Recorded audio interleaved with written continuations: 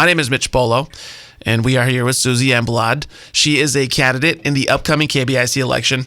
And Suzie, first things first, go ahead and introduce yourself and give us a rundown of your history with tribal government. Okay, so my name is Suzie Elmblad. I've lived here my whole life.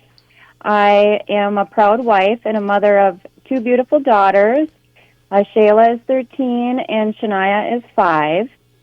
I'm also a proud business owner of Backroad Organic Supply. I started my business about 2 years ago, and we have been very successful, and we just keep expanding more and more. So I am definitely excited to see, what where we lead to next.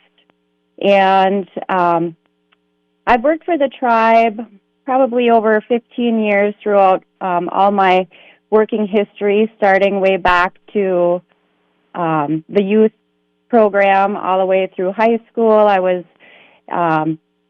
in different departments such as the casino, the motel, and then I moved on to the governmental side, and I've worked at Ojibwa Housing Authority and the Community Assistance Programs Office, and currently I am the director at the Elder Nutrition Program for the Ojibwa seniors.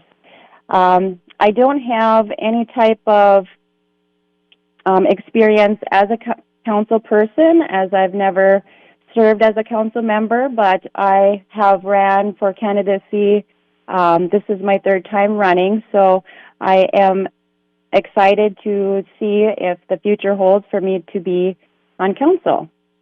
So I'm a hardworking individual. I definitely feel that, I would put forth the extra efforts needed as a council person.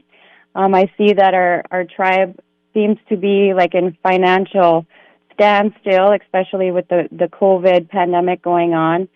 I just feel that, we need to push forward and get our cannabis business rolling, as that's our future. That's going to pull us through and get our tribe back on track financially, in my opinion. Okay, so what motivated you to run in this election?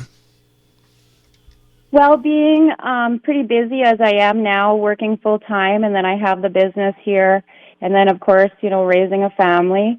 I actually was inspired after, speaking with some of the elders of our community and how they support me and felt that, I should actually consider running this year. So that intrigued me and inspired me that, maybe I do have some support behind me in the community, and I thought, well, I'll put my name in and see what happens. And you touched on it a little bit already, but what is your opinion on the tribe being in the marijuana business? You can elaborate, I guess. Yeah.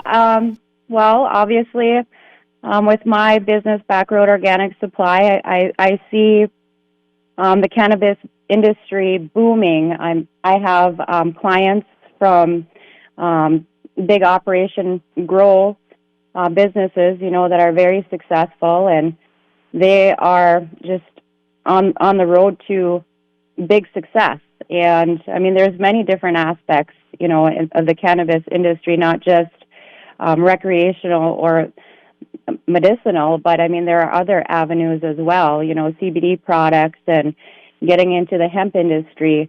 The list goes on and on.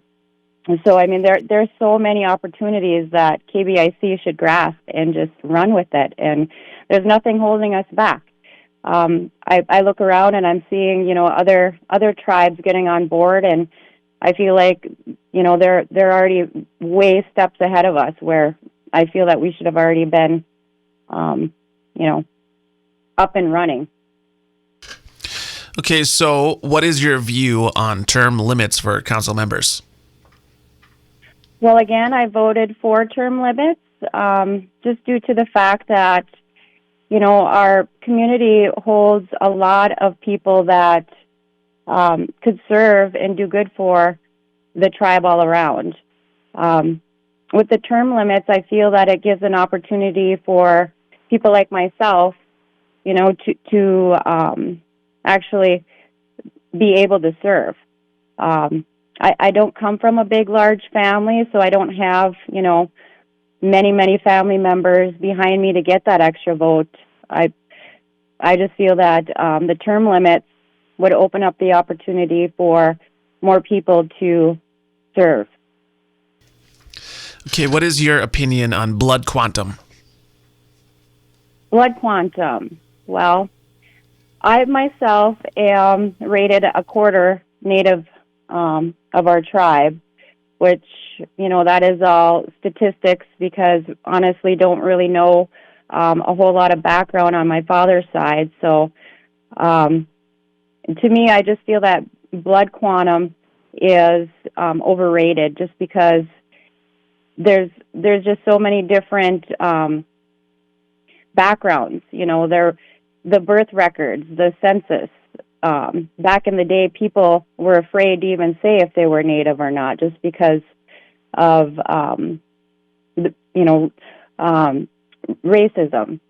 And so I just feel that the blood quantum actually is just a label that someday will diminish our culture.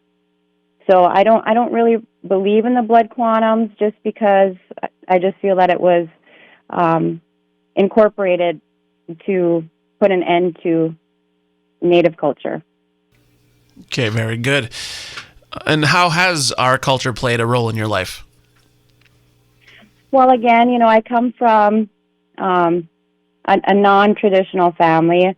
My father was raised basically, in an orphanage setting, so that, played a role where he was given up just because he was Indian.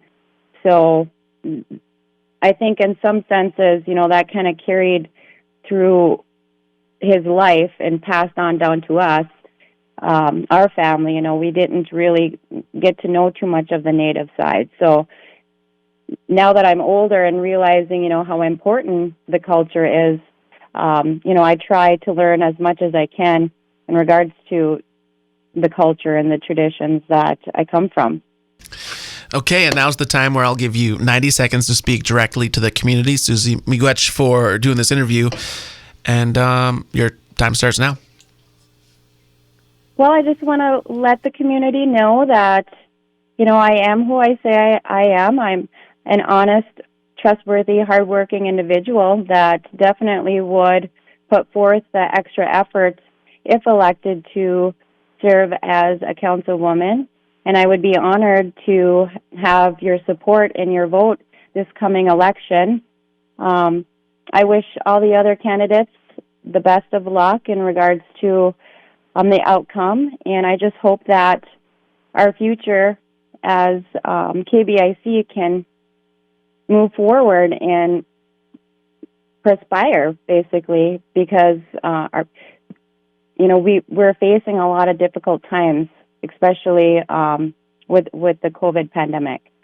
So I appreciate everybody's support, and I wish everybody happy holidays and good Happy New Year.